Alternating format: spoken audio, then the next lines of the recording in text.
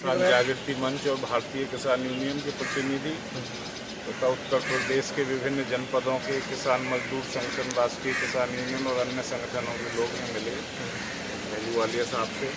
मुख्य रूप से तो हमने यही उनसे कहा कि आखिर ऐसी क्या जल्दी थी। 2013 के कानून के प्रभाव भी पूरे देश में नहीं आए थे और आपने बिना उसके परिणाम जाने ऑर्डिनेंस ले आए और बार बार उसे लागू कर रहे हैं। तो इससे जो मंशा है सरकार की, वो जनता की नज़र में ये जा रही है कि सरकार इस पर जिद किए हुए और वो देश के 64% लोगों की इच्छाओं को दरकिनार करते हुए जो पूंजीवादी सोच के लोग हैं उनके हितों को साधना चाहती है।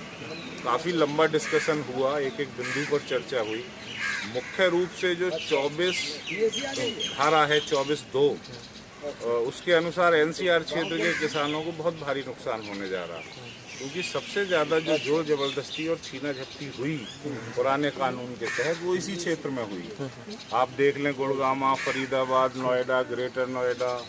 तो इस तरीके से इस धारा ने तो इस क्षेत्र के किसानों के साथ बिल्कुल ही हक तलफी कर दिए। तो उस पर कुछ किसानों ने बड़ा एतराज़ जताया और उन्होंने ये कहा कि आपने इसे डाइल्यूट कर दिया। अब इसके अनुसार जो अदालत का समय था, किसानों ने स्टे लिए हुए थे, इस ऑर्डिनेंस के माध्यम से वो समय इंक्लूड नहीं होगा 5 साल में, क्योंकि कानून 2013 कहता था कि अगर किसान ने मुआवजा नहीं लिया या मुआवजा भी ले लिया, ज़मीन पर कब्जा नहीं दिया 5 साल तक, तो 2013 के कानून के प्रावधान उस ज़मीन पर लागू हो जाएंगे। किसान को 4 गुना मुआवजा और सारा सामाजिक प्रभाव जो आकलन होगा वो, उसके जीवन यापन के साधन, वो सारी सुविधाएं जो 2013 के कानून ने दी हैं वो उसे मिलने से वंचित कर दिया गया इस क्लॉज के द्वारा। और भी जैसे एक क्लॉज था कि सिविल सर्वेंट्स को प्रोसिक्यूट नहीं किया जाएगा। तो हमने अहलूवालिया साहब से कहा, साहब ये कहाँ का न्याय है किसानों के साथ कि आप किसान के बेटों पर तो अगर वो प्रदर्शन करते हैं लाठियाँ बरसा कर जेलों में डालते हैं, और अगर एक कोई सरकारी आदमी भ्रष्टाचार करता है या हक तलफी करता है गरीब लोगों के साथ में, उस पर कार्रवाई करने के लिए सरकार की परमिशन लेनी पड़ेगी, तो न्याय के खिलाफ है ये।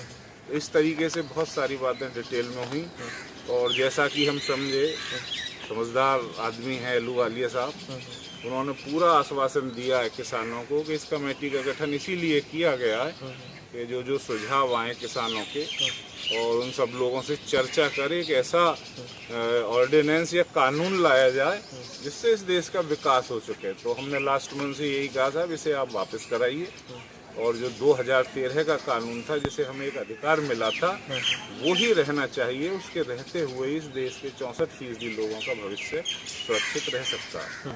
जैसे कि आपने मुलाकात की, सांसद की बातों से आपको पता भी लगा होगा सरकार की मंशा क्या है। यदि सरकार इस मामले पर कहीं ना कहीं पीछे नहीं हटती है और जिस तरह का प्रारूप अब है भूमि विभाजन बिल का, उसी सेम प्रारूप में यदि आता है तो फिर आप लोगों को क्या करें? नहीं, फिर हम सड़कों पर उतरेंगे। हम तो इंतजार कर रहे हैं कि सरकार हमारे खिलाफ कदम उठाए और हम सरकार को इस बात का जवाब दें। क्योंकि सरकार ने बहुत वादे इस देश के किसान मजदूरों से किए थे। जो धान का रेट है वो आपने देख लिया, इस साल आधा भी नहीं रहा। यूरिया 200 रुपये में मिलता था 2013 में, वो 500 रुपये हो गया। जो जिस तरीके से मतलब किसानों के लिए कोई योजना इस 1 साल के कार्यकाल में गरीबों के लिए नहीं बनाई गई है। दाल के रेट हों, किसान का आलू 1 रुपये किलो बिकेगा, चिप्स का पैकेट 20 या 25 रुपये में मिलेगा, मंडी में 15 रुपये किलो बिकेगा। तो आखिर ये जो मुनाफाखोर किसानों के बीच में आकर लाभ कमा रहे हैं और किसान को उसके उत्पादन का मूल्य भी नहीं मिल पा रहा है और उस पर ये ऑर्डिनेंस की मार, तो हम लोग तैयार हैं सड़कों पर संघर्ष करने के लिए। उस लड़ाई को आखिरी दम तक लड़ेंगे, क्योंकि 120 साल बाद के संघर्ष के ये अधिकार हमें मिला था इस देश में, उस अधिकार को हम ऐसे जाया नहीं जाने देंगे। तो आपको उम्मीद नज़र आई कि सांसद ने जिस तरह की बात आपसे कही या जिस तरह के एतराज़ आपने जताए उनके जो जवाब थे? हाँ, हमने सांसद महोदय को बड़ा तफसील में जीवन यापन का विषय, हमने उनसे ये भी कहा कि हम तो सेल्फ एम्प्लॉयड लोग हैं, किसान और उससे जुड़े जो खेती और मजदूर हैं, ये सबसे बड़ा रोजगार है इस देश का। हमें ज़रूरत सिर्फ उन्नत तकनीक की है, हमें बाजार मूल्य अच्छा मिल जाए हमारे उत्पादन का, तो हमें तो रोजगार की ज़रूरत ही नहीं है। देश का 64% आदमी अगर व्यवस्थित कर दिया जाए, खेती को उन्नत तकनीक दे दी जाए, तो इससे बड़ा तो देश का विकास फिर कोई तबका कर ही नहीं सकता। तो ये सारी चीज़ों पर उनसे डिटेल में चर्चा हुई और हमें पूरी उम्मीद है कि सांसद महोदय किसानों की देश की समस्याओं को दरकिनार नहीं करेंगे और जो किसानों की मंशा है या उनके जो दिमाग में ख्यालात हैं कि सरकार किस तरीके से किसान और मजदूरों का हक मार रही है, उस बारे में भी हमने उन्हें बताया। तो मैं समझता हूं कि किसानों के विरुद्ध अगर ये सरकार फैसला लेती है तो ये उसके लिए आत्मघाती कदम होगा। आपको क्या